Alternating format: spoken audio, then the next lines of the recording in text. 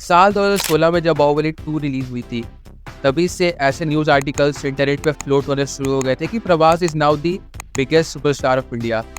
और अगर आप गौर करिएगा, मैं जब ये ऑल ओवर इंडिया की बात कर रहा हूँ, तो ये वही समय हुआ करता था जब थिएटर पर तो भले बॉलीवुड की फिल्में पूरी तरह से नॉर्थ इंडिया के मार्केट को डोमिनेट किया करती थी, पर स्मॉल स्क्रीन यानी टेलीविज़न पर साउथ इंडियन फिल्मों का बोलबाला बहुत ज़्यादा बढ़ गया था, जिसकी वजह से a serious rise in dubbing industry में देखने को मिला था, with this soul reason being the increase in the demand of more and more south Indian movies. और जब ऐसा लग ही रहा था कि आगे ऐसा कुछ नहीं होगा जो प्रभास को पूरे पैन इंडिया में रूल करने से रोक सकता है, तभी प्रभास ने टी सीरीज़ के साथ 3 फिल्मों का कॉन्ट्रैक्ट साइन कर लिया। पर ऐसा नहीं है कि टी सीरीज़ ने प्रभास को अपनी फिल्मों में उनका करियर खराब करने के लिए दिया, डेफिनेटली नॉट। क्योंकि अगर इन 3 फिल्मों की टोटल बजट आप कैलकुलेट करेंगे तो वो 1000 प्लस करोड़ से भी ज़्यादा आएगा। और भले कोई भी सिनेरियो हो, अपने पैसे सबको प्यारे होते हैं, and there is no such producer जो अपने जेब से इतने सारे फिल्मों को प्रोड्यूस करके एक स्टार की करियर खराब करने के लिए लगाएगा। बट ये जो सो कॉल्ड माफिया है, वो बॉलीवुड इंडस्ट्री के एक्टर्स प्रोड्यूसर्स में नहीं बल्कि इंटरनेट पर सर्कुलेट करती है। और इस माफिया की हवा तब तेज़ होगी जब दी मोस्ट अवेटेड साहू एक एवरेज फिल्म साबित हुई।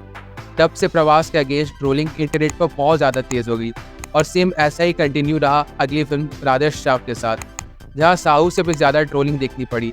पर चलो, ट्रोलिंग अगर फिल्म के फ्लॉप, फिल्म कितनी ख़राब थी, इस कारण से हो रही है तो चलता है। पर हद तब हो गई जब ये ट्रोलिंग फिल्म से हटकर पर्सनल लेवल तक चली गई, जब प्रभास के ऐसे फोटोज़ वायरल होने शुरू हो गए। बट अगेन, ऐसा नहीं था कि Prabhas is the only actor जिन्हें उनके लुक्स के लिए ट्रोल किया गया था। बट इन सब सिनेरियो में आप एक चीज़ गौर करेंगे तो आपको पता चलेगा कि ऐसे ट्रोल्स करने के पीछे एक फ्रस्ट्रेशन छुपी हुई थी, और वो फ्रस्ट्रेशन थी बॉलीवुड की बैक टू बैक डिजास्टर्स की। क्योंकि जहाँ पोस्ट पेंडेमिक बॉलीवुड की most of the films 50 crore plus का भी इंडिया में नेट कलेक्शन नहीं निकाल पा रही थी, वहीं दूसरी तरफ प्रभास की दोनों फिल्में राधे श्याम और आदि पुरुष ने वर्ल्ड वाइड 150 करोड़ से भी ज़्यादा का कलेक्शन निकाला था। तो ये तो ऑब्वियस सी बात थी कि इस चीज़ का फ्रस्ट्रेशन कहीं ना कहीं तो निकलना ही था। तो इस चीज़ का गुस्सा एक दूसरे पे तो नहीं निकाल सकते थे। After all they all belong to the same industry. तो आखिर ऐसा कौन था जो किसी दूसरी इंडस्ट्री से आकर यहाँ डोमिनेट कर रहा था? Of course, darling Prabhas. So it was evident कि ऐसी ट्रोलिंग देखने को मिलेगी, and even after the success of कल्कि 2 एट टाइनी टेडी, ऐसी ट्रोलिंग अभी भी देखने को मिल रही है, and it is never going to stop. But neither Prabhas nor stardom is going to decline because of these trolls.